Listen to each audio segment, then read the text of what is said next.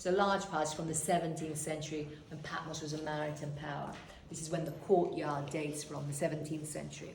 But you'll notice the piece of marble here and the columns. They're older. They're from the 4th century AD, from a church which stood here, dedicated to St. John. And this basilica, this great basilica dedicated to St. John, had taken the place of a temple dedicated to the patron goddess of the island, the goddess of hunting and the moon. Do you remember her name? Artemis. That's it. Artemis had a temple here at the time that John was here. So if he took a look up here, what he would have seen was that temple.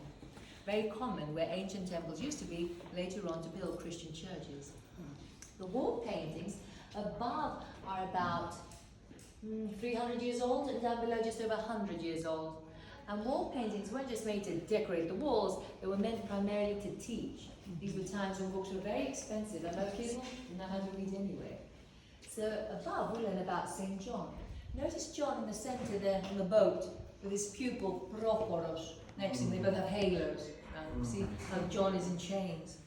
The tradition is that the ship carrying John to the land of his exile to Patmos was caught in a violent storm. As you can see, one of the passengers fell overboard. The victim's father, in a state of frenzy, tried to throw himself into the sea to save his son, but the crew stopped him and asked the apostle for help. John prayed, the sea calmed, and a wave brought back on board the ship the boy alive. With this miracle, the crew was converted to Christianity. So according to tradition, John, coming to the island of Patmos, where they all believed in the 12 gods of Olympus, well, he was bringing with him the first Christians. And when John was brought onto the island, he was brought in front of the governor, who, after hearing the passenger's story, freed John of his chains, and they offered him lodging in their house, the family of the governor.